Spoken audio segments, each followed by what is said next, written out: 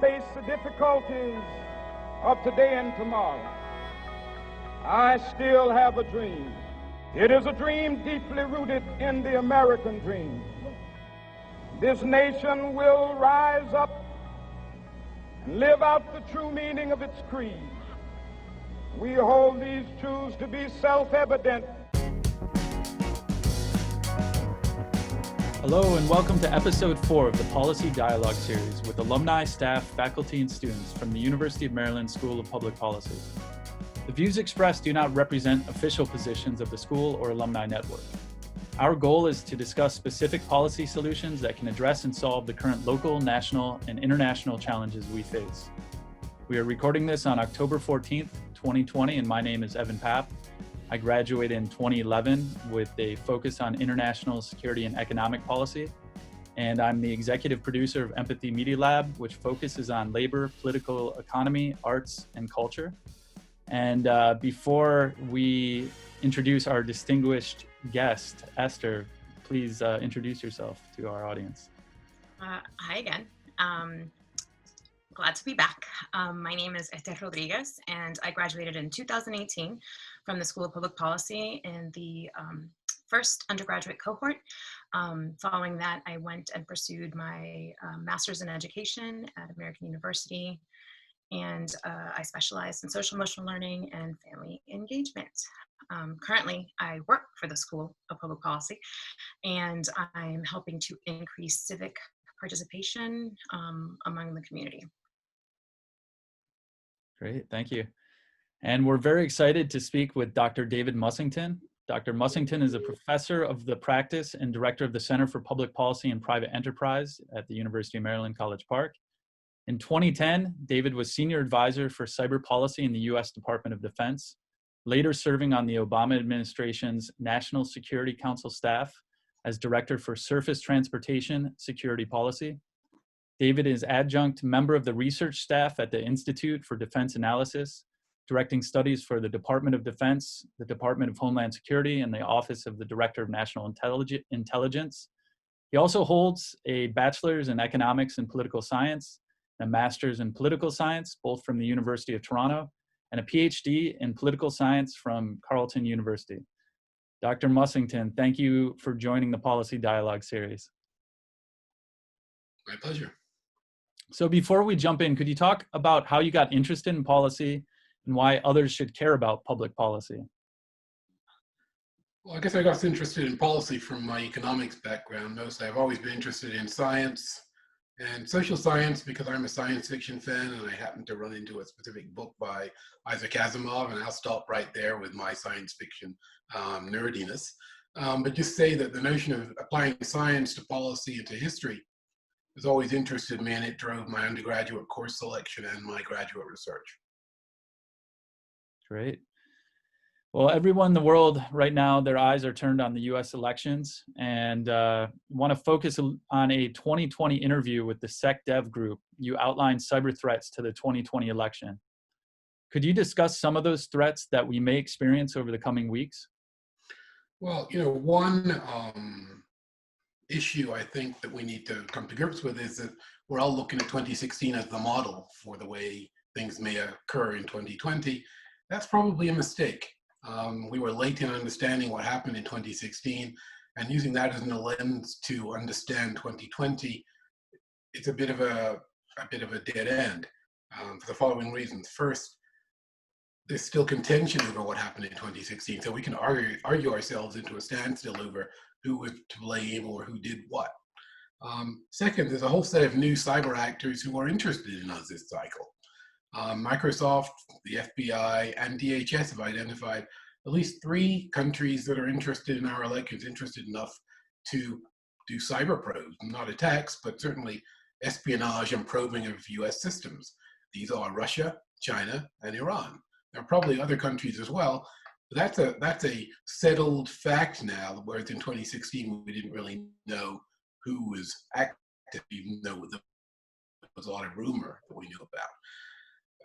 A second thing, separate from countries, is the level of disinformation that we've become aware of in the preceding 4 years. The impact on public opinion, the impact on mobilization of voters or demobilization of voters, as the case may be, is probably more significant than cyber threats. And that means that we're concerned about fake news, we're concerned about phony messaging on Facebook or Twitter that in fact is authored by foreign countries. And that can have real political consequences. I think the narrowness of the Electoral College victory that took place in 2016 is testament to that. And we face both of those challenges in 2020. I always wonder on the cyber side of things, because the US is so different than most countries that our federal elections still are managed by each state. So does that make it harder then for cyber threats to actually occur, or easier because maybe the state governments aren't quite as equipped? So I think there's people who argue on both sides of that. Initially, the thought was, well, we have 50 states and territories and others organizing elections, so how could someone possibly figure out a target that complicated? That was our view in 2016. I think since then, we've seen exactly how people can figure out that is. Because while our election system may be complicated, we're not that complicated that foreign countries can't understand our vulnerabilities. So the voter turnout in 2016 wasn't as high as it had been in previous years. And the actual deciding margins were much smaller than the 128 million odd people who voted. Common media portrayals of the outcome talk about 77,000 votes in 3 states being enough to change the outcome of the Electoral College vote. Once you're talking about 77,000 votes in a universe of 128 million, we're talking about a much smaller challenge for an attacker if what you want to do is try and manipulate opinion and depress or suppress voting activity.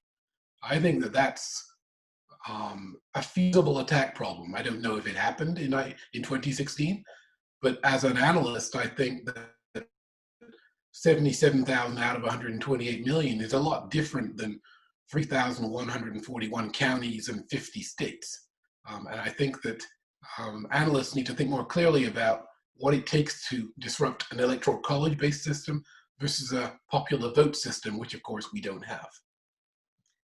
Well, I'm really excited that you're here. Obviously, I'm a huge fan of you. And, you know, you mentioned something just now that makes me think of, like you said, 2016 is much different, right? When we compare 2016 to today, right? And it's known, right? Trump won due to record turnout from both parties, more from Democrats, but he won with less votes than Romney got in 2012, and he lost. So clearly no one was coming to this election. And yes, there was a ton of disinformation that, Russia, China put out into the ether, into Facebook, and it was pretty easy to infiltrate in these because we're so partisan, right? Because people just want to read stuff that they agree with. They want to read stuff that's going to kind of confirm their biases or their prejudices, and they've taken great comfort in that. You and I have had many conversations about this election, and the concern is real, right? Because of 2016, I think most of us are really scarred from it. And regardless where the polls are, the message is clearly get out and vote, get out and vote, get out and vote. But there's a difference, right? And I'm almost hesitant to say this, right? Because I don't want to jinx anything, but there's definitely something now is changing. You can look at Texas, okay, as a perfect example. It has counties that are almost 100% registered to vote. Like, this is unheard of. And, a state like Texas, right, that, is historically red, right? But it's red because of voter suppression, because of all of the hills that they'd expect people to climb, because when it comes right down to it, I think it's the second largest economy to California. And I might not be right, but I know it's up there. But it's the 50th in terms of voter participation. So clearly these people are not engaged. And when I say these people, I mean Texans. It's very different now. 7.5 million people have already put in their absentee ballots. They've already voted.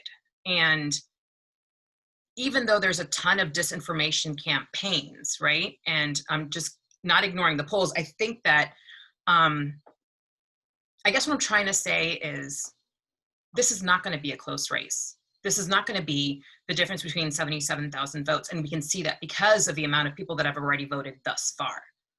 So, and this is going to be a really loaded question, right? But is there a potential still, right, of some sort of cybersecurity or some sort of cyber hack, right, that could potentially influence the election? Or what do we really need to worry about, like, moreover, like voter suppression? Like, I'm sure you've read the articles today about California having, GOP had put out like fake ballot boxes, and they said they're not going to stop doing it. So, like, is that the biggest threat now? Is the biggest threat now not cyber hacks or even disinformation on Facebook, right? Because I think Facebook has lost all kinds of credibility. But is it moreover like cheating? Is that the biggest threat now to our election in less than 3 weeks? Well, I think it's difficult to rank the risks and threats to elections. I think some of that comes from one's own risk tolerance.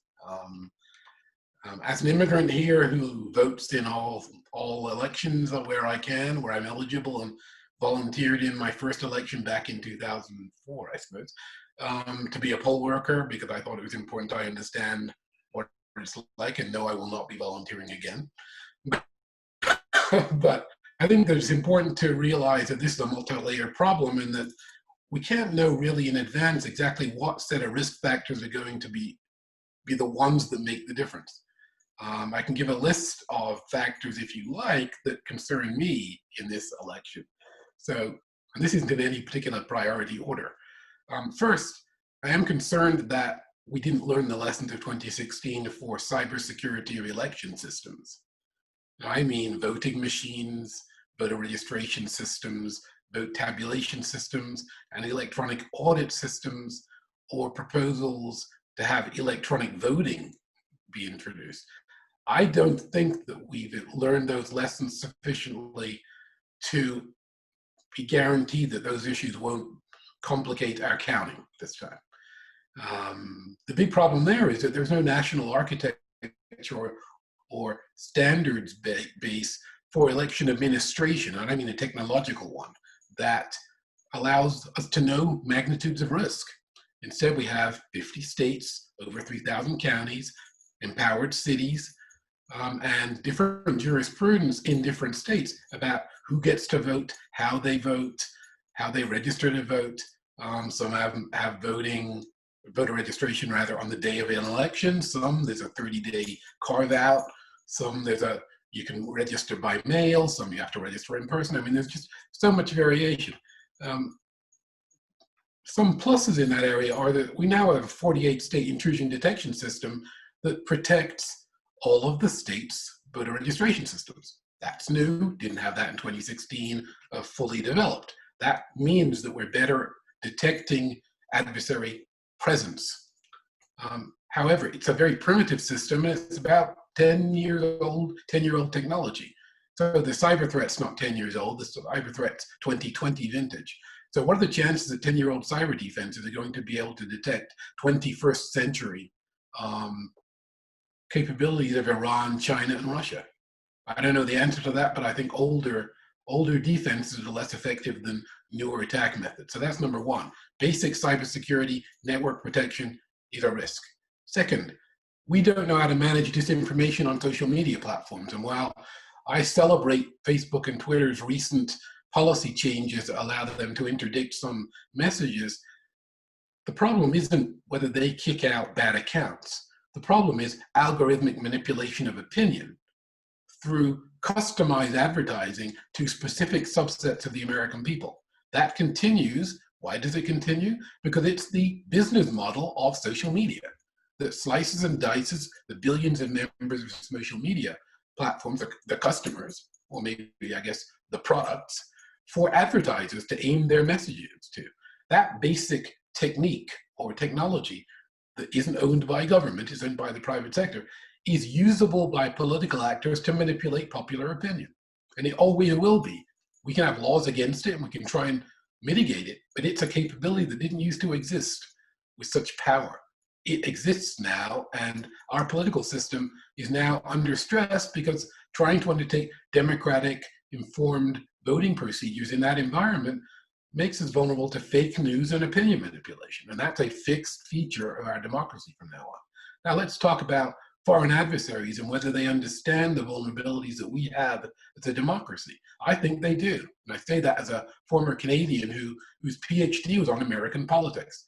Many Americans think our system is so complicated that a foreigner cannot understand it. That is a fundamental mistake.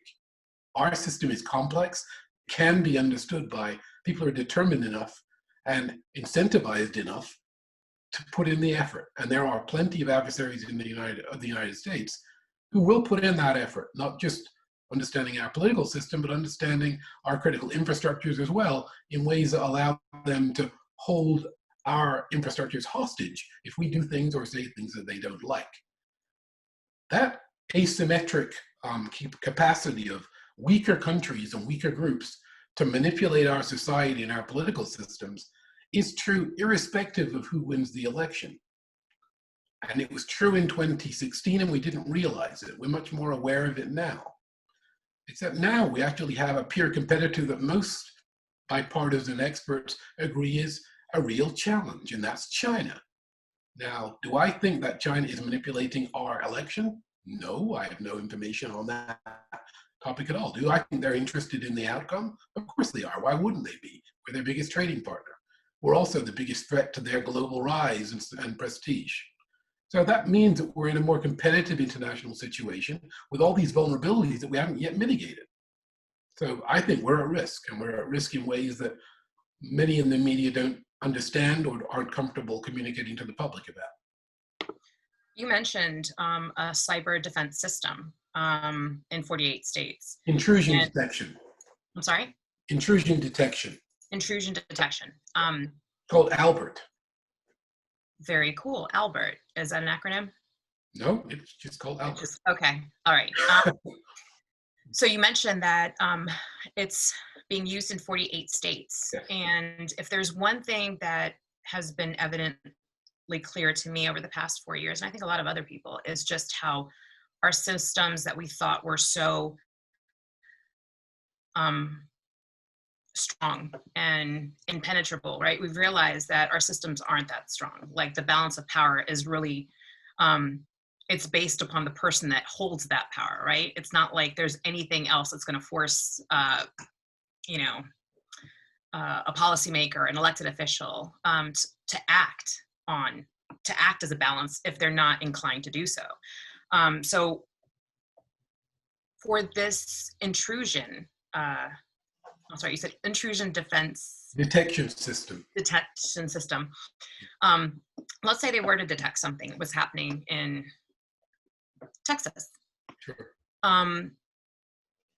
Would Governor Abbott be the one to make the determination on if he would share that information with Texas, with his constituents? Well, like Texas and at liberty, they'll share it if they want to. Well, and just so we're clear, if it doesn't behoove them, they don't. Let me describe how the system operates, and I think this will answer your question. The system is operated by a company called the Center for Internet Security, under contract to the Department of Homeland Security. And it provides a basic log records of unauthorized attempts to intrude. And that's all it does. It doesn't attribute who they are. It doesn't alarm. It just creates these log records that can be used by analysts to reach conclusions about what's happened. So DHS is in control of this, and I think there's a protocol where the state would be involved were that information to be shared outside of the federal state family, but it isn't shared outside that family. So it's really between the state, the executive, I guess the governor, or the Secretary of State if Texas has one, and I'm not knowledgeable about their particular governance of the election system. But it's a DHS state or federal state information sharing mechanism. And it provided some of the insights about 2016, about when certain counties in Florida, for example, were visited by Russian threat actors.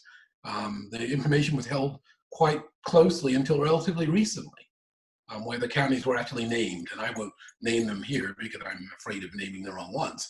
But there were two counties in Florida that were named, and it's a Google search away for you to be able to identify which ones they were. And they ended up being named in testimony, not in a formal press release that said County X and County Y were compromised. And the logs don't reveal everything, because the first thing cyber actors do, or maybe the last thing cyber actors do before they leave a compromised system, is erase the logs. So what we do know is that they were detected. We don't know that much about deeper activity. My concern is that kind of activity, probing information systems, is often precursor to something much worse. And we have also an escalating cybercrime and ransomware situation in the United States. It is affecting local governments, hospital systems, and private business. And some of the tactics and techniques used are very close to the same. Now, does that mean that criminals are attacking the voting system? No, it does not. What it means is it's often difficult to tell exactly what's happening, and that the people who need to know what's happening may not understand what's happening, because the level of cyber expertise it takes to interpret probing behavior is not something that ordinary election administrators are going to know about, because they're busy doing their jobs running elections. They're not technical people who are concerned with cyber forensic investigation. I mean, that's something that a cottage industry does. I mean, it's not a cottage industry anymore, but it's certainly not election administrators. It's researchers like me and researchers like other people at University of Maryland who, in a sense, fixate on threat actor behavior, because that's kind of what we're interested in, I suppose.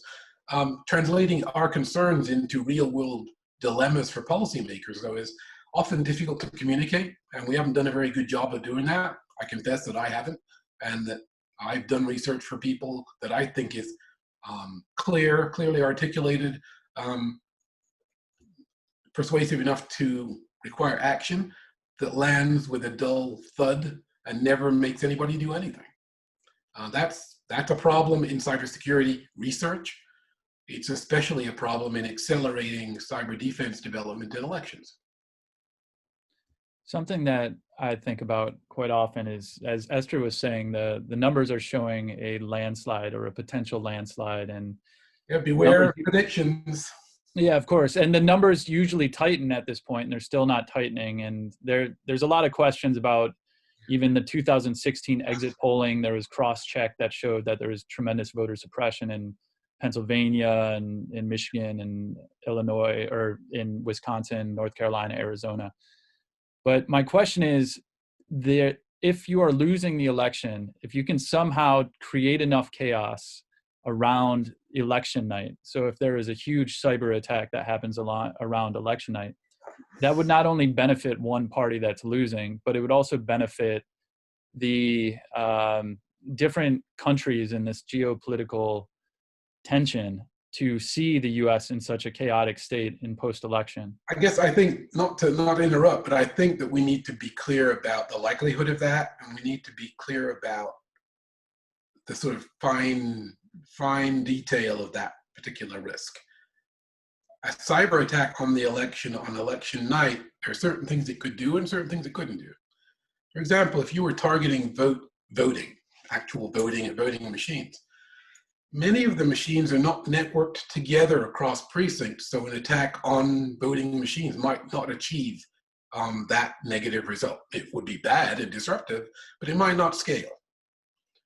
Second of all, prior to actual voting, there's something called voter registration, which is on often internet-adjacent networks where big databases in the states have a list of voters, and people register or correct their voting record or do something similar. That's an opportunity for an attacker to perhaps have a higher leverage impact on an election without manipulating voting at all. And those things are the ones where the intrusion detection system is located. So arguably, we would have detected that by now. And we've detected, I think publicly, reported attempts to surveil things, but we don't have any evidence of break-ins. We don't have any evidence that large-scale voter registration databases have been compromised. So moving from voter registration to vote capture, where we have decentralized, non-networked voting machines, moving to tabulation, where there's more likelihood of network devices exposing voting data to potential disruption, I suppose. Even there are more disciplines on chain of custody, on systems administration and management for network attached tabulators. So once you get to tabulate, after tabulation, it's obviously outcomes, right? What's the total? What's the total votes? So that's not networked at all, and it actually never concludes on election night. It's certification of votes takes place days and weeks later. In fact, I was talking to people from South Carolina a couple of days ago who told me that, you know, it was like 72 hours or a week afterwards before they could certify the vote. So, I mean, that's the pathway through which attacks would have to have the impact they have. And I guess what I and a bunch of people are trying to achieve is telling people exactly what the fine structure is of the election system so that they know how to defend it better. So it's not so much the election night worry as it is the incremental compromise due to undetected compromise in each of those phases. And that's something that we have not engineered our systems to allow, which is why predictions of election night are interesting. And, you know, they give me sweaty palms and make me nervous like they do everybody else. But that's actually not the risk profile of the United States' election infrastructure. And I think that, you know, part of these webinars that we're doing this week and next week on the School of Public Policy is to try and tell people the fine detail about how their election system works and how risks could be managed better. So that's, now, I'm more anxious maybe over election security than many people are, but my anxiety is less over election night than it is about an undetected manipulation of the whole system where everybody thinks, well, that's just the outcome and everything's fine. Sort of like 2016. I was trying to refer more, though, to the infrastructure of, we've seen news stations go down, right. Digital infrastructure. If the internet went down on election day or something like that, that in itself would create enough chaos that could lead to intervention by the federal government. Well, I think it would lead to suspicion that the result was being tailored or fraudulent. I don't see a direct dotted line from that to, quote, intervention by the federal government. In fact, how could that intervention work itself? After all, the federal government doesn't run elections. The states run elections. The states certify elections. The Electoral College is a creature of the states. Now, I could see, I mean, let's examine the scenario a little bit. We could have federal officials, sort of like, you know, in Oregon, show up next to polling places, I suppose, and try and close polling places. We could see that. Unlikely. Suppose the local police opposed that effort. We already see local mayors and police chiefs warning voters, or warning poll watchers rather, that they've got to stand back and they aren't allowed to intimidate voters. We've seen those warnings across the country. So if we had an internet breakdown, which we actually have all the time, by the way, in different regions of the country, they don't lead automatically to chaos, let alone a national catastrophe that would be the first failed election in American history. I think that, you know, these are all possible. We have so much more to worry about than that, however. Okay. We shouldn't, so which is a good thing to conclude. But, you know, having said that, in 10 years, if we're doing internet elections, then your scenario will be the one I will lose sleep over.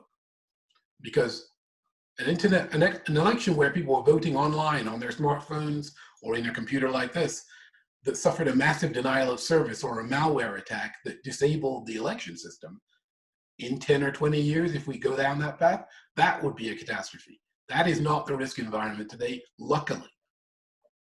It still baffles me that they don't have required paper ballots for everything too, but that's baffles me too. I agree with you. That would be a much, that is a post-2016 consensus, however. As recently as December 2016, I remember having arguments with a large northeastern state, which I will not name, about the reliability of their direct record electronic machines. And I remember being told, along with everybody else who was in the room with me, that if we spoke any more about the vulnerability of this state's systems, that the state would cease all cooperation with us in terms of risk mitigation. Because a reputational hit on the state was becoming, it was starting to be in the media, and people who wanted to do the right thing but had no money to do it were starting to worry about being vilified for being criminals. So reputation matters in this, and keeping people on your side, even if they're slow moving, is important to get continuous improvement. Now, that's a hard-won lesson for me. It's the one I forget all the time because I am more judgmental than, well, maybe Esther knows how judgmental I can be, but I try to be less judgmental because I think part of public policy is the art of the possible and trying to move people along in a good overall direction, even if the pace of their movement isn't what I would like. I tend to be a very impatient person, and that's not sort of good for your blood pressure if you're in public policy. The very political side of the public policy. Right, exactly. So moving on, I want to focus on China and supply chains. And according to data published by the United Nations Statistics Division, China accounted for 28% of global manufacturing output in 2018. That puts the country more than 10 percentage points ahead of the United States, which used to have the world's largest manufacturing sector till China overtook it in 2010. So could you talk about how COVID-19 has highlighted major gaps in U.S. foreign policy when it comes to geopolitics and China? Okay, I think the principal effect is on reputation. The United States' reputation for global leadership is undermined by its flawed response to COVID-19 relative to that visible in China. Even though China saw the COVID-19 or SARS-CoV-2 virus first, it's seen as having a more effective containment strategy, contact tracing strategy, and recovery strategy than we are. You can look at the numbers as well as I can. The 210,000 fatalities we have in our country, the over 7.5 million positively infected people we have in our country, dwarfs the performance negatively of any other major Western developed country. It's certainly much worse than China, which is now allowing, for good or ill, its population to return to something that looks like normal life. Normal, children in schools, restaurants open, business offices open, people assembling in public squares to do what people do in late fall, sitting around looking at the sky, having fun, being social. Incremental management of pop-ups of infection happen in China incremental pop-ups of successful virus suppression happen in China that we don't seem to be able to manage. And our economy ground to a halt and is now, limping along on a recession or depressionary basis. Counterpoint to China, where they've achieved an economic takeoff again, where positive growth quarter over quarter.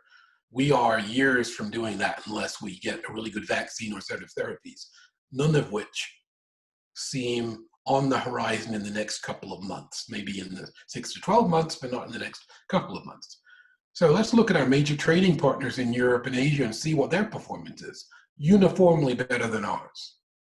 Uniformly better than ours in terms of public health interventions, in terms of reactions to early warning, and in terms of understanding that you need to support the economic infrastructure of your country, keep it alive while you deal with this public health challenge. That challenge in the United States has become overwhelmingly politicized in a way that has parts of the government feuding with other parts of the government. And do I need to comment much about the performance of our chief executive in this area? I won't, because we'll get off track here. My point is that the comparison between an effective government in Beijing and a dysfunctional government in Washington has reputational consequences for us. Those consequences enter into an environment where we were already identified as losing economic leadership to China in both employment, in 10 key technology areas articulated in their Made in China 2025 policy. And in, I'm reading this week, just because I'm sort of a military geek, I read that China's Navy is now the world's largest, for example. Now, numbers don't count for everything, But who predicted that in 2020, the United States Navy would now be smaller than our major peer competitor? That is an indicator of a direction of trends where our leadership, our ability to define military facts and strategic facts around the world is slipping away. And that wasn't an inevitable thing, that was a result of our mistakes. So our mistakes, our poor performance, our relative decline relative to China in terms of industrial capability, as you exemplified, people are watching how we perform, our allies and our adversaries. Our reputation for competence, for scientific rigor, for a belief in science is all on the line. And every day you see more and more evidence that people are coming to some conclusions about us. And this election won't change that, by the way. The election outcome won't change the conclusions people have reached due to their views of our behavior in the last 12 to 18 months. So true. It's going to take a very long time to rebuild a lot of the international if they can alliances be rebuilt. and if they can in fact be rebuilt. I think that there is a view, and especially given where we live in the Washington area, that if there was a change of leadership, we would get to put everything back the way it used to be, where things were perfect. Well, things weren't perfect, and I served in the Obama administration a long time ago, and I'm proud of that service, and everyone who knows me knows how positively I feel about President Obama. We made mistakes, and the United States made mistakes preceding the Obama administration that allowed China's rise to go uninterrupted for a long time when we should have been responding. And that means, for example, the level of IP theft, intellectual property theft, and critical data theft by China that was central to its economic model and still is, went unanswered for decades. Arguably, some of us think that was a net R&D subsidy to their industrialization. Imagine if you didn't have to spend on industrial research and development. You could just steal it from somebody else. Many of China's breakthroughs have come that way, and I have written articles that describe some of the ways in which that happens in particular industry contexts. But the takeaway is that a mercantilist, and I can define that a bit later if you want, a mercantilist, predation-ridden global economics model, China's, is beating liberal capitalist economic models in all of the economic indicators that we used to think counted. Capital formation, employment, technological advance in key sectors, military production, industrial production, as you recounted. Areas that we used to have strong industries in where we've lost, and most Western countries are in a similar position.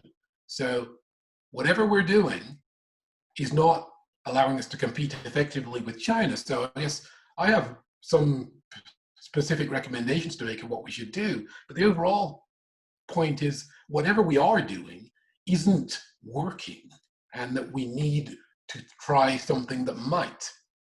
Obviously, success is not guaranteed to any attempt or any policy, but the idea that if things go back to normal with a president that maybe is more engaged and more in sync with governance, I suppose, put it that way, that won't solve all of our problems. Don't misunderstand me. It'll be a much better state of the world in my mind.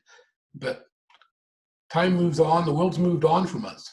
And it may allow us to catch up with it. It may not. Our role in the world will be different because of this administration. Something that I see in China is its connection with Wall Street and how much profit has been made in the runaway shops to China to exploit their cheap labor, to now to the point where China is creating high capital goods manufactured of everything from high-tech value products and services like biotech, pharmaceutical, automotive, aerospace, semiconductor, IT, and robotics, a part of their Made in China 2025. And there's eerie similarities between the cartels with US industrialists and the German industrialists in the 1930s that kind of locked them together, that prevented a lot of the US ruling class to actually engage against Germany at that time, and I think against China today. That may be a little bit outside of the purview here, but Esther, I don't know if you're looking at coming in as well to this conversation, or if I just... Can I just respond to what you just said? Yeah. Can I just say a word or two about what you just said? Sure. So I think that it's arguably not the same as it was in the 1930s, and for a couple of reasons. One, the technologies that we are losing ground in are differently capital intensive. It isn't heavy industry, it's more intellectual property tied to artificial intelligence, machine intelligence, and precision materials. I also think that the stock market's not a good index for where the economy is relative to supply chains. I think that the supply chain vulnerabilities are pointed to specific industries, often military industries, they're very important. But it's different than the industrial supply chains of the 30s and 40s, where the commanding heights of our economy were directly correlated with military potential. The commanding heights of Wall Street don't actually correlate with military potential and don't necessarily correlate with peer competition either. I also think that big business is autonomous from governments today in a way that it wasn't in the 1930s.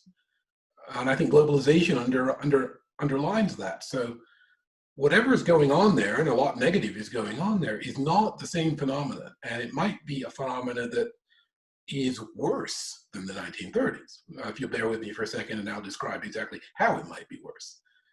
In the 1930s, at least,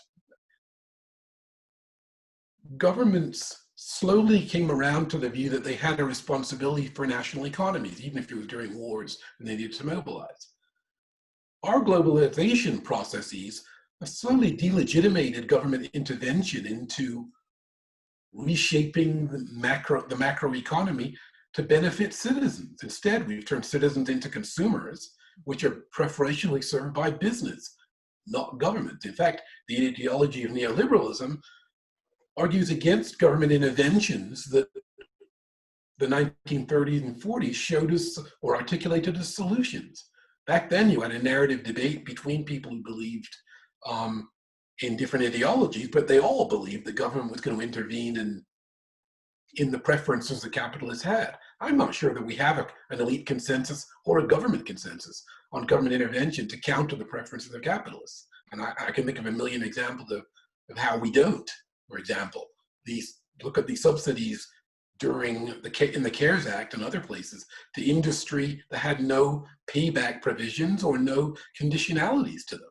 We were ultimately writing blank checks to industry without government having conditions. That's a different phenomenon in the 1930s. And the industries that we were writing checks to weren't the same either, because the heavy industrial production that correlated with peer competition and global standing is not who's getting the money. I mean, it's finance and it's transportation, different industries. I think there's also a question about whether the elite of the 1930s is the same as the globalized neoliberal elite that's in charge today. I think they're different people with different economic incentives, and often, whereas in the 30s they may have actually had national loyalty, if you look at the people who rebuilt US military industry in the 40s, we don't have those people. What we have is international capital that's more financial sector in nature and is more global or internationalist in orientation. So I don't think these eras are very comparable at all. I don't think that makes it better. In fact, I think it makes it worse, because I think the levers the government's had in the past to make business adhere to the national interest were stronger then. I think we lack those levers today, and I think that's one of the reasons why recovery from a failed neoliberal globalization model is going to be so much more bumpy, because governments often don't even think that's what they should do. I mean, look at our current administration. Do they think they are going to intervene to restructure the economy opposite the preferences of a globalized business? No, they don't even see that as a legitimate role for government. I think that's more analogous to the 1880s than it is to the 1930s. Anyway, just my perspective. I actually really agree with you. If Thank you. Our middle class has basically been decimated, specifically in the past 30, 40 years, right? And I don't even know, right? Once all this is over with, right? Whenever we'll never go back to normal, right? We don't know what normal is anymore, but like, it really concerns me, how those that already struggled, right, are going to be able to get out of this. I just, I think the and political I consequences hate of to that be like the are, downer, because I tend to be like the optimists, and you know, we're going to get through it. But yeah, I think that irrespective of your party, and I really mean that, I think there's, you know, legislators on the left that do it as well. But it, you know, this idea that government's bad and that they shouldn't have to solve your problems, that you know what I'm saying, if you need them for help, somehow there's something wrong with you, or you didn't work hard enough, or my least favorite saying, you know, you couldn't pull yourself up from the bootstraps and you know, figure it out. Like, no, that's actually why you exist. Like, your sole purpose, right, is to be at the service of your people. I mean, you work for us. I think that's right. I think that's what, arguably, you know, I'm from School of Public Policy, so I guess I have to say things like this. But public policy is about speaking on behalf of the public interest. A public interest which isn't simply reducible to the interest of business or narrow sectoral interests. The US's interest, the interest of citizens, I mean. In the 1930s, 30s, 40s, and 50s, we actually had a consensus to speak that way about the public interest. We lack that consensus today. And worse, the absence of that consensus empowers disinformation, misinformation, and opinion manipulation through social media in a way that preceding generations had defenses against, because they actually had a space between whatever broadcast or community platform that they depended upon for information and their daily lives. We gave up that separation by inviting Facebook in to every aspect of our lives. And by the way, most Americans get their news from Facebook, not from great podcasts like this one, and not from PBS or NBC. So we have fewer defenses against sort of atomization of culture that delegitimates government action in defense of citizens. And that's a huge problem. It really is, because it means that civil society and its ability to make corrections in policy may be weaker now than it's been for a generation. I mean, I think as we're discussing this, I'm thinking about Lindsey Graham's most recent performance in his debate against, I think, Jamie Harrison. And it's a viral clip. It's a clip that's gone viral. And he's talking about how, you know, the Democrats today are crazy, or, you know, they just want free healthcare for the illegals and this and that. And it's like, you know, they want free healthcare. And it's like, why is that bad? Like, I don't understand. And it wouldn't be free. You know, I'm very again, it's the intentional discourse now when I say that, because there's no such thing as free. You know, you talked about subsidies for corporations, right? I am intentional now in saying that that's welfare. Okay. So if I need help and the government can assist me, that's a subsidy, because I have contributed to my government, my local government, my state government. I've contributed to my federal government. I've been doing it for the past, honestly, I've been working since I was 14. So whatever, 20 something years. So it, you know, it's my right. And I think that one thing that, I guess the GOP, and I will say this, and for them, is like, you know, they've utilized, they've learned to frame things, right? As your patriotic duty, or, you know, they're the ones who are like proud to be Americans, right? But at the same time, they will look at you and say, why would you want us to, you know, give you free stuff? And it's not free. Well, I mean, this is, you know, they have an ideological position that frames the narrative. And the narrative is, again, delegitimating a government intervention that might change things. I understand that, but I'm like, but you're the government. Yeah. You know, like Elect me. The government doesn't work. Elect me, and I'll prove it. But Esther, I mean, I want to look at like what created the middle class, right? It was the New Deal policies, and New Deal had problems and had major racial problems. But absolutely, the New Deal also came in with Roosevelt in 1933. The entire system collapsed. The entire old ideological system, the banking system collapsed. Nothing was working, and I would push back a little bit, David, about that there was an ideological coherence. I don't think that existed until the actual war until Japan started bomb Pearl Harbor. Point. Because I would say the Charles Lindbergh of the world, the fascist strains within the U.S. in the 1930s, with Smedley Butler being hired by J.P. Morgan to run a coup in 1935 against Roosevelt. There's an assassination attempt against Roosevelt in 1933 that killed the mayor of Miami right before he got put into power. So note that I said coherence, not consensus. Okay. So, well, I don't think there'll ever be a consensus with people who are going to. And I don't think the public policy in the United States requires as much consensus as we often think. We talk about bipartisanship as a fetish in this country. I think that what we should talk about is the effective coalition it takes to govern, and which is in fact what we end up doing, right? And that effective coalition, if we're lucky, can sometimes be the majority of Americans, but often is not. Right. Witness our current administration, which obviously did not get the majority vote of the electorate. But it's a governing coalition that managed to have its way.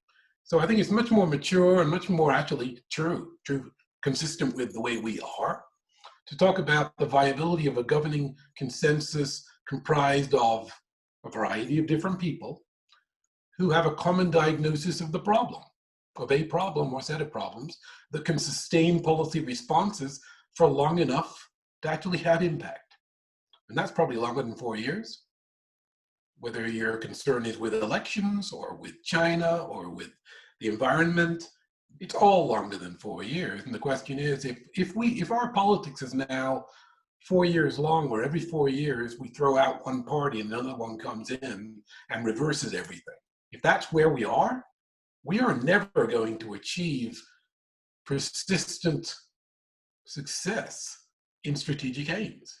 If our aim, for example, was to become the largest industrial country again, say, if that was I'm not arguing whether that's a good aim or not, but I'm just saying, if that was our aim, that would require a long time.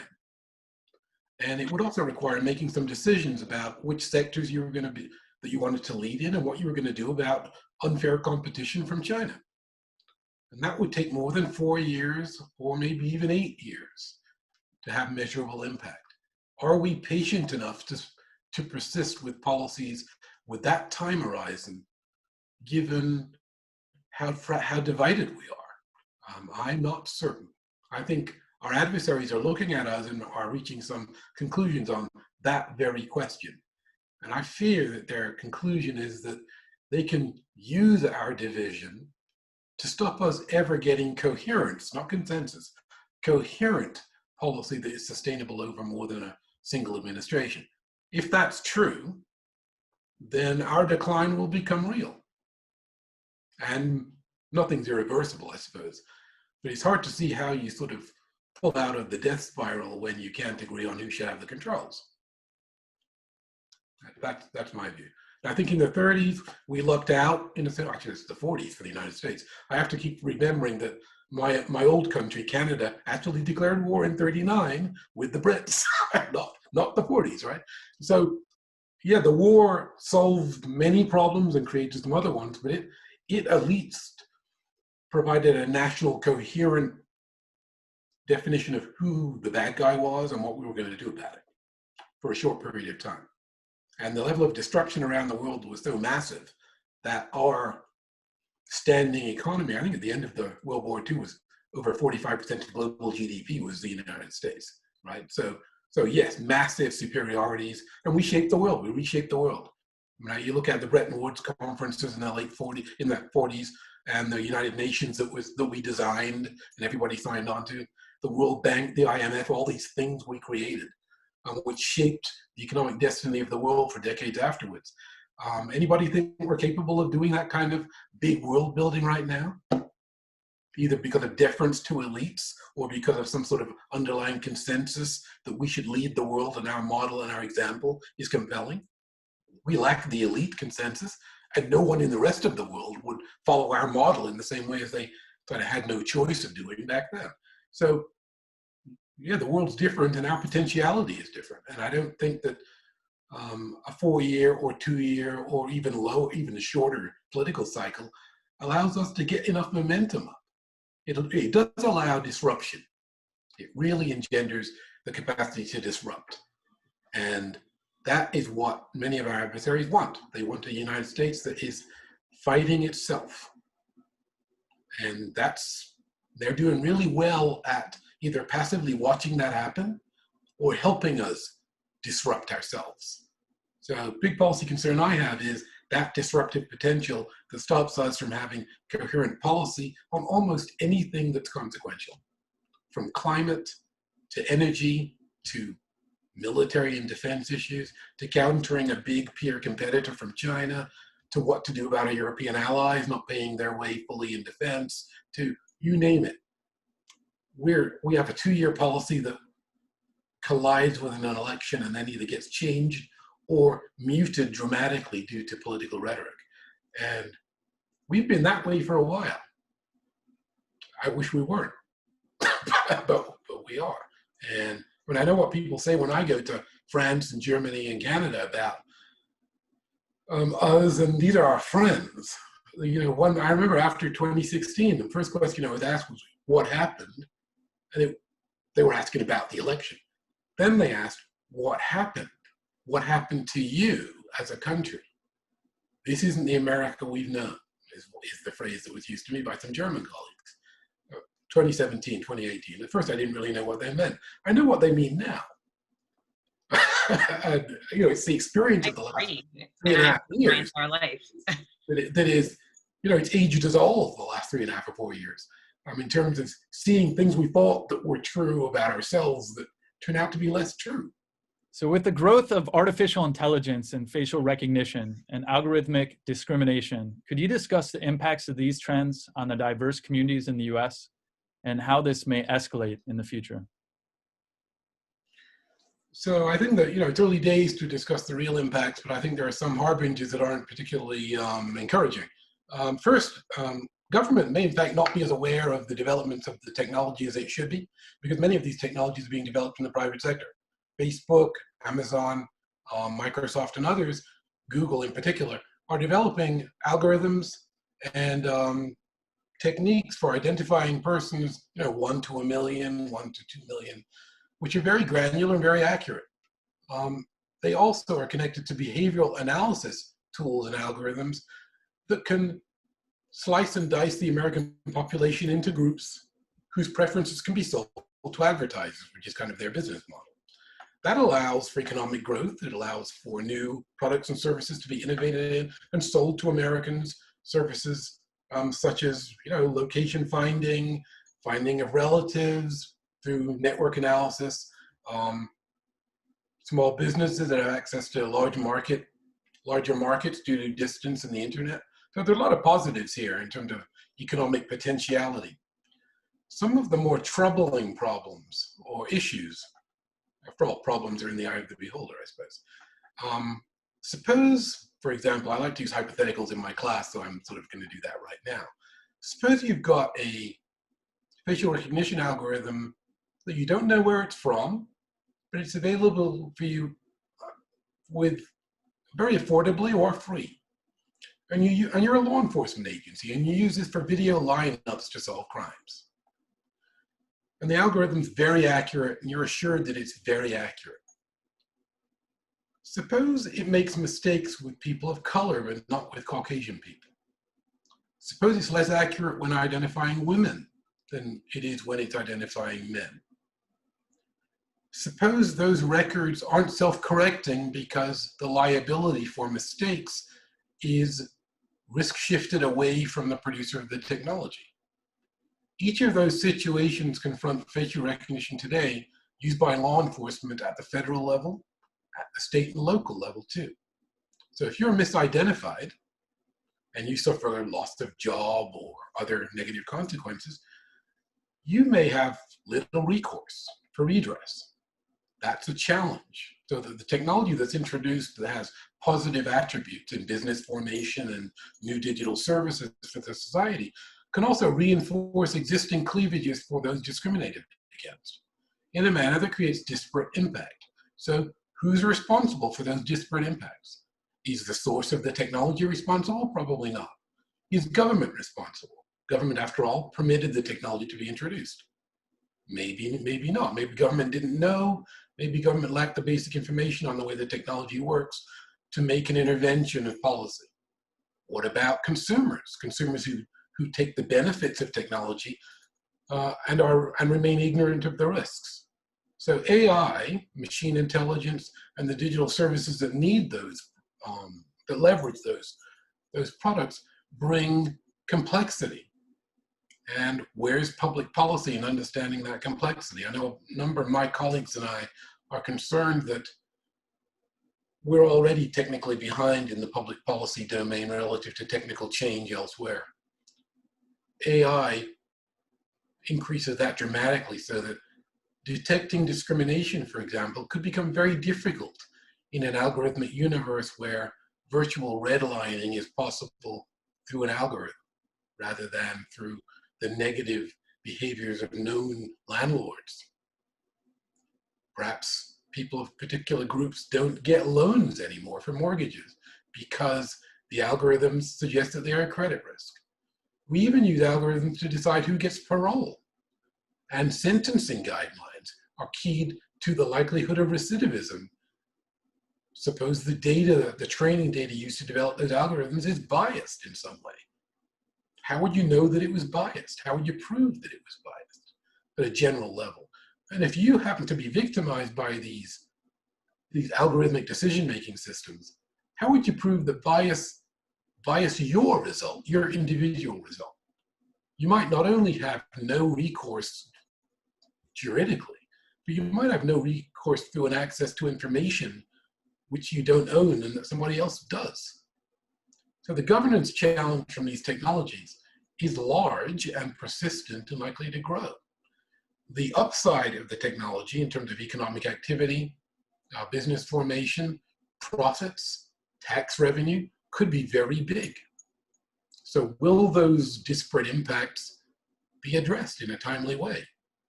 We'll find out, because that'll be our lived experience for the next 25 or 30 years while these technologies work their way through society.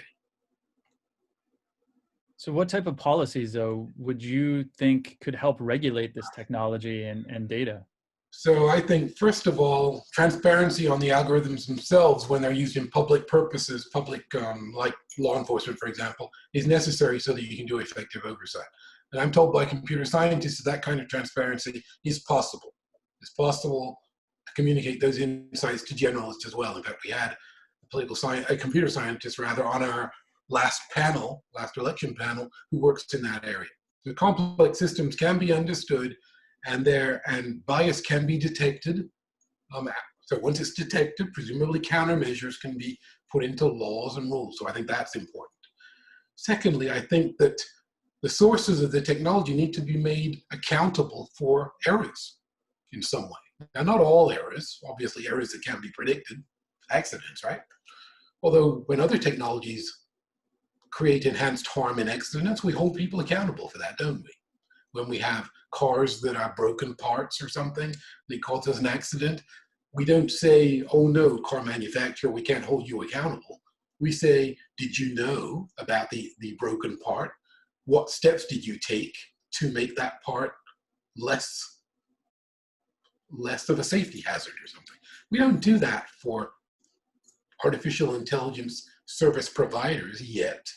So probably accountability would be necessary.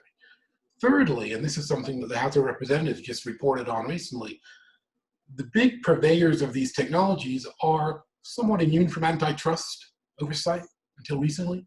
So if you looked at the House of Representatives' recent report, 450 pages, I believe, I'm not through more than 50 pages of it yet, but it's identifying the market-shaping, monopolistic behavior of big technology providers, many of whom produce these algorithms. So I think that general oversight over monopolists in the digital services domain is probably going to reveal new facts for how you might control them. So I'm a fan of looking at people who claim that they're different, people who claim monopoly was something that you had to worry about in the 19th century, but you don't have to worry about it now. Well, I worry about it, and I don't think the monopolists have the same names. And I think that taking a look at corporate power that seems to be not accountable to anybody other than itself or its shareholders, and that in areas where government is honestly ignorant of many of the technologies in place.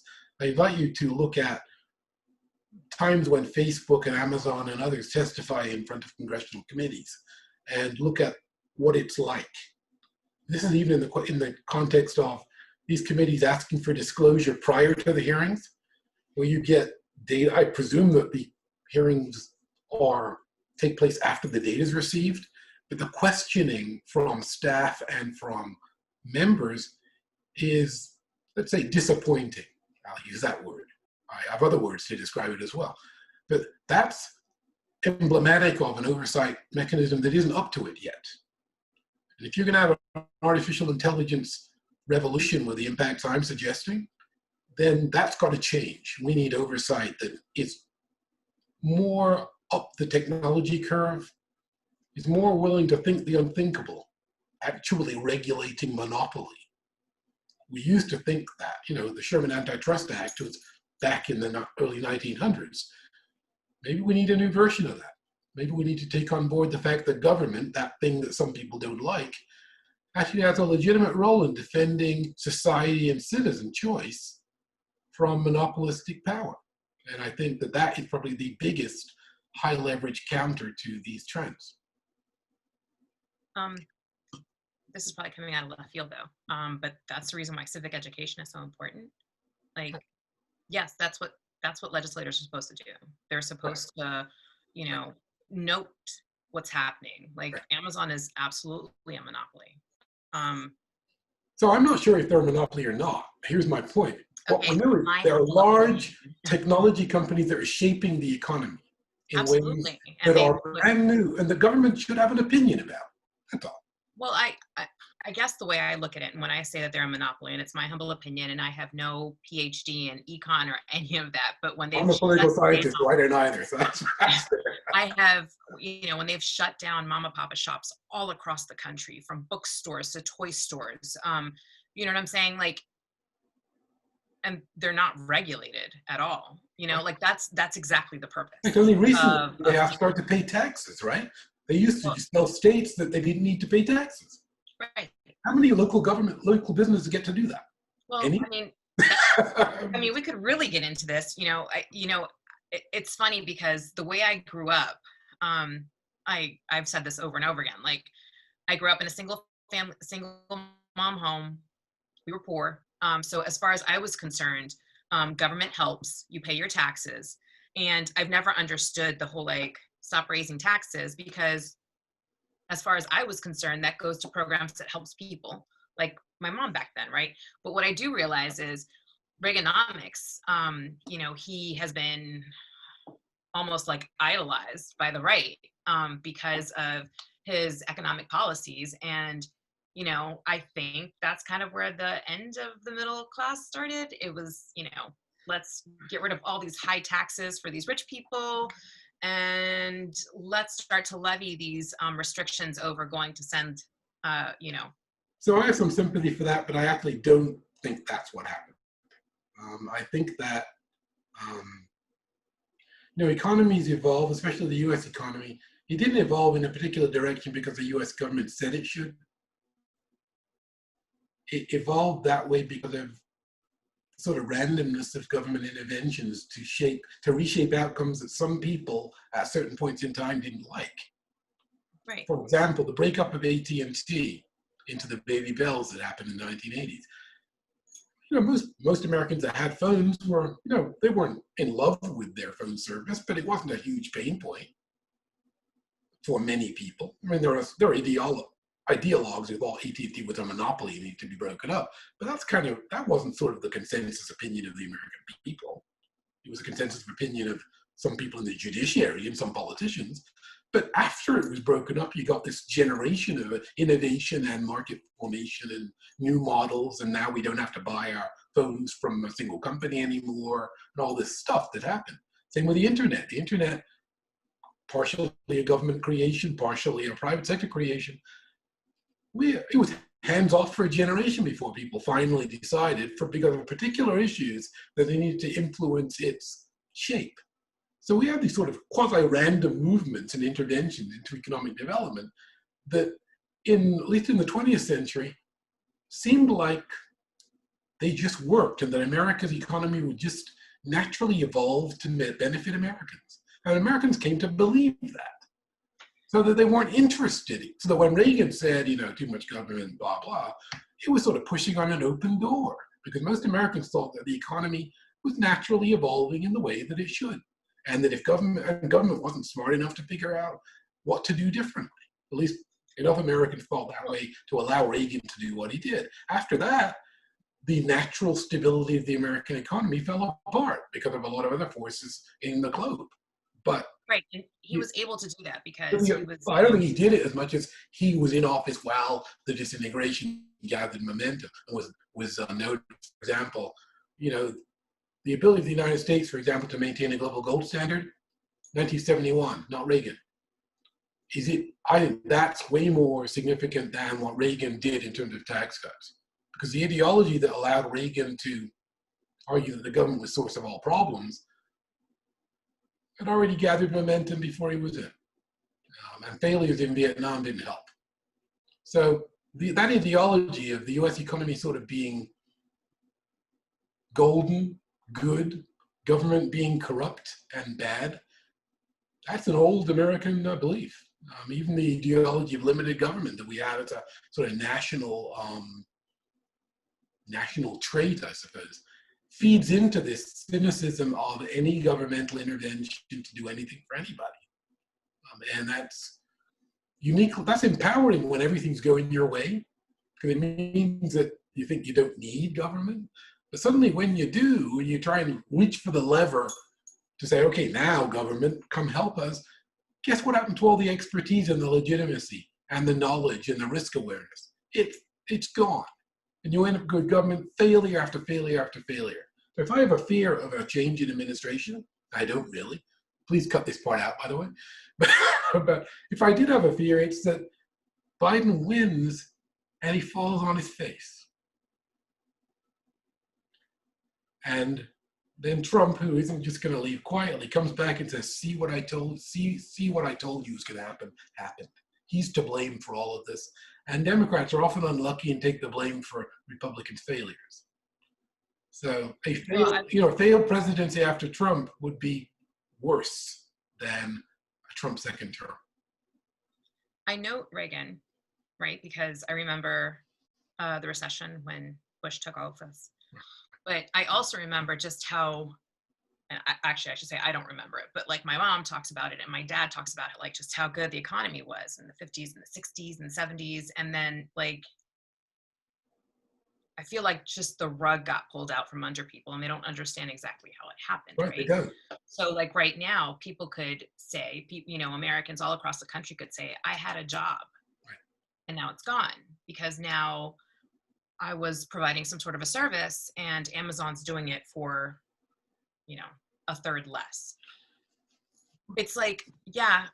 But Americans, the president isn't going to be able to change that. Americans don't blame Amazon though. Americans blame the government for not having good economic policies, right? I have to interject too. The back of organized labor was broken in the 70s, and Carter helped with that. Unfortunately, yeah, Carter saw the organized labor as just another interest group where you see inequality, a 1-to-1 proportion change. As inequality goes up and the rich get richer, union membership goes down and down. You're right. In the private sector. In the public sector, it's different. And that's Carter, not Reagan. I think that's the point. And then it gets into Reagan, and we've been in the Reagan arena for the last 40 years. And imagine you have if Carter, O'Neill, and you have Ted Kennedy, and you have imagine if Carter had argued differently. Imagine if Carter had thought unions weren't just an interest group. Imagine if Carter would have said, no, unions gave us the middle class. if that had been his policy in those 4 years, I wonder what Reagan would have been able to do. He wouldn't have been able to do everything he did do, because maybe Carter would have won anyway. Who knows?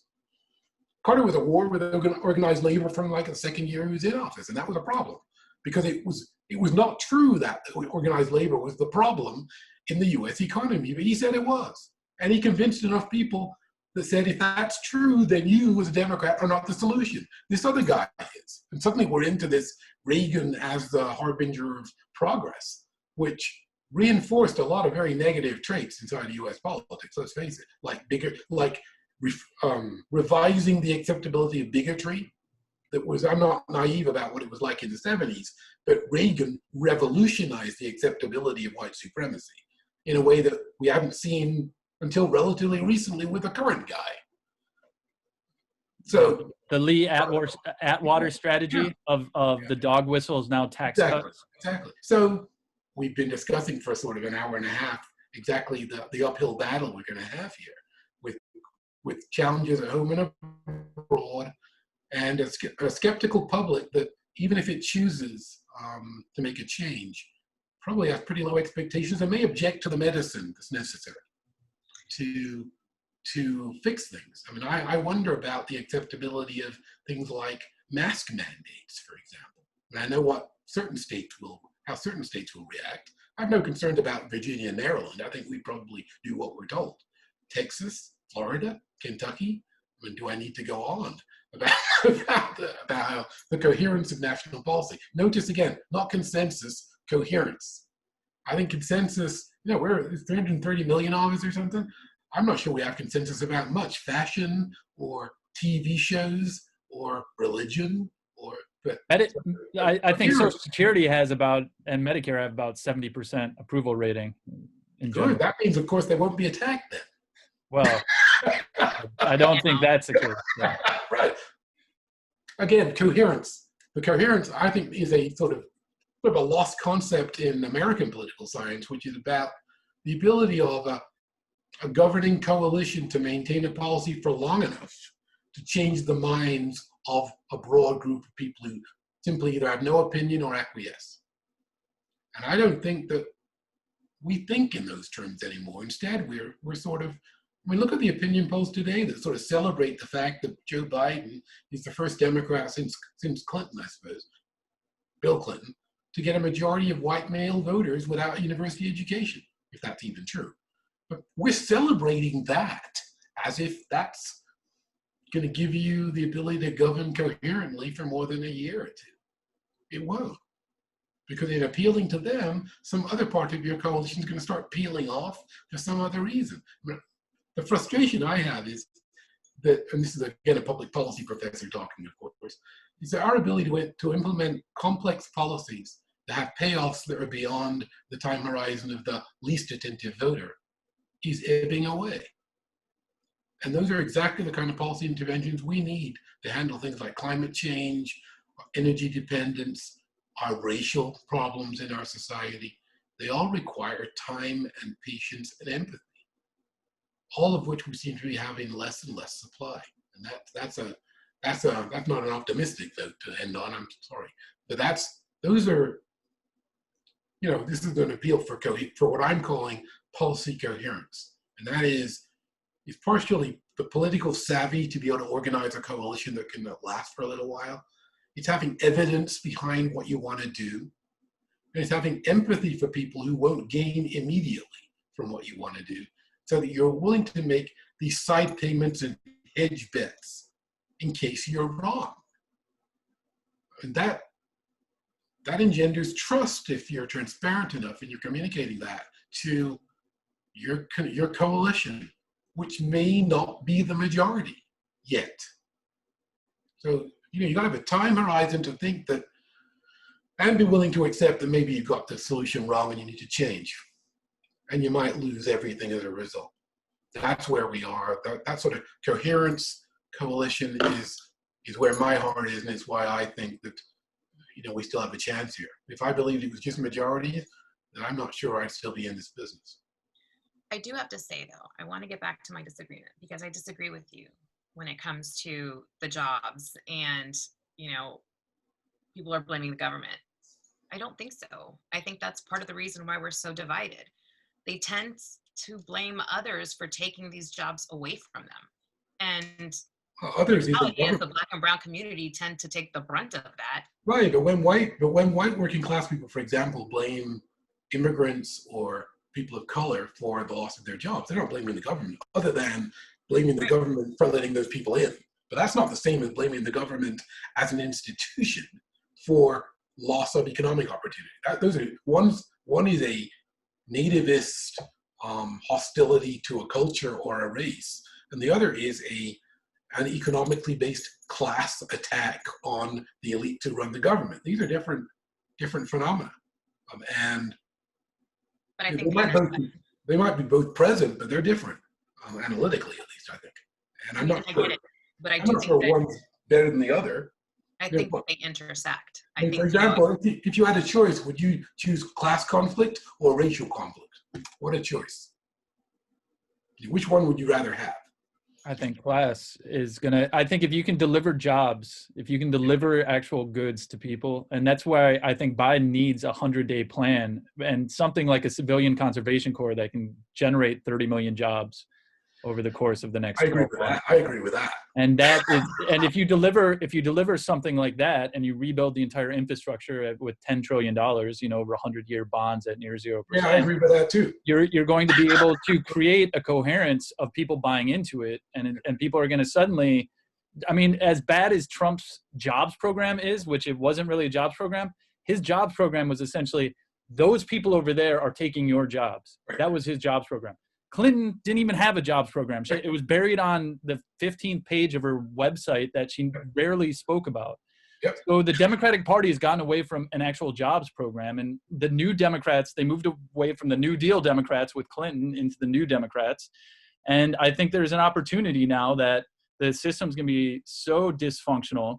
No, I agree, and that's why. And this is the opportunity to have and keep the media and keep the opposition off balance, where you introduce a new huge piece of legislation every day for 100 days, and you just make it start working. But I don't know if Biden has that ability. I totally believe that's what we should do. I totally agree. I am sure there will be 100-day plans. Whether they'll be as audacious as what you just said, I wish they were. I'm not sure temperamentally whether that's what Vice President Biden would do. He should do that. Why? Because we've tried the incremental before, and we need a shock to the system in a good way. We need people to believe that the $10 trillion number is a great number, because we actually have spent half of that already during this year trying to revive the economy. We need something of that scale to actually make people believe that we're serious. I totally agree with that. Do I think we're going to do that? That's where we push. Yes. I think we should do that, and I think that there are some people who do. Having said that, I do recall some of his financial advisors, actually economic advisors, talking about the necessity of, quote, addressing the deficit. Yeah, I think Tom Carper, the senator from Delaware for two years, is his economic guy, and said, well, yeah, we're not going to have the same amount of the treasury as, and the insanity of that view. Austerity never works. Every time you start cutting, it actually stricts and the. Yeah, I think you're right, and I think the record's in on that. Austerity never works.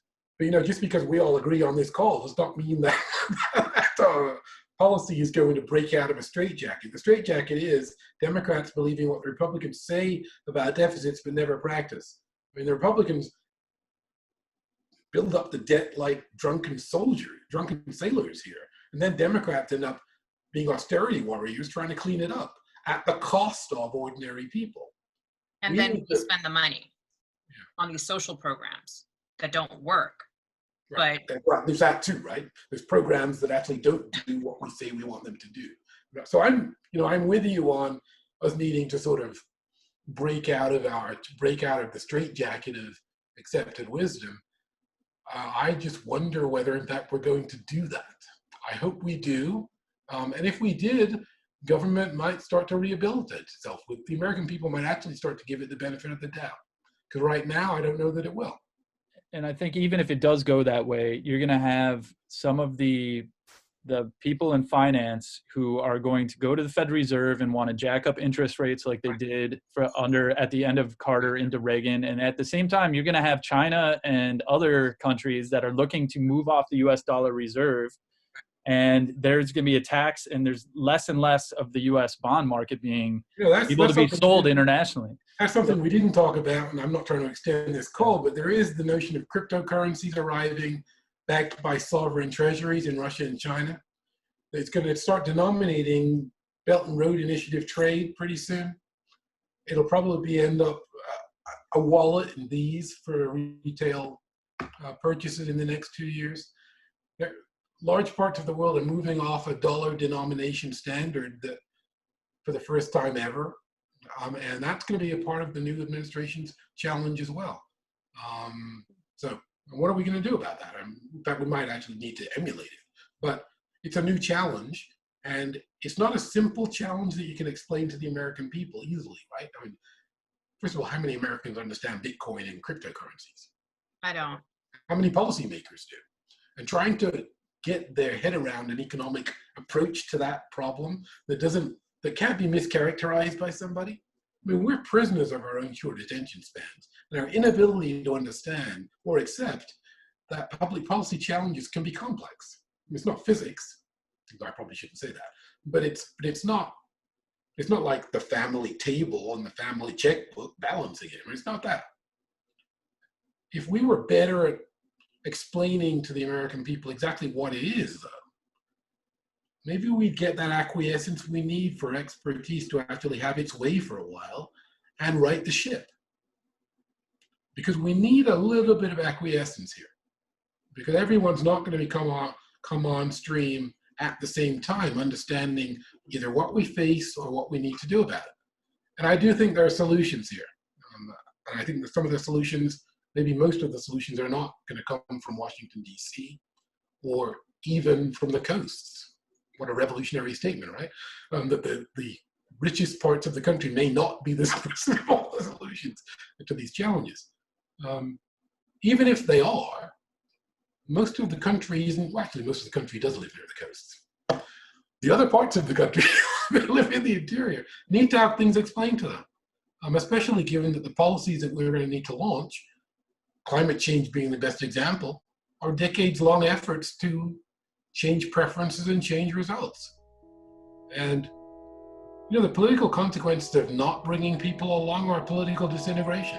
We can see the parts of that already.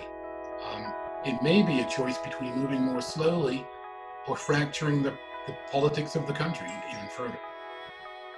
And I naturalized here, so I know what I choose if it was a question of disintegrating the country versus setting a record at getting the policy in. I choose preservation of the country, personally.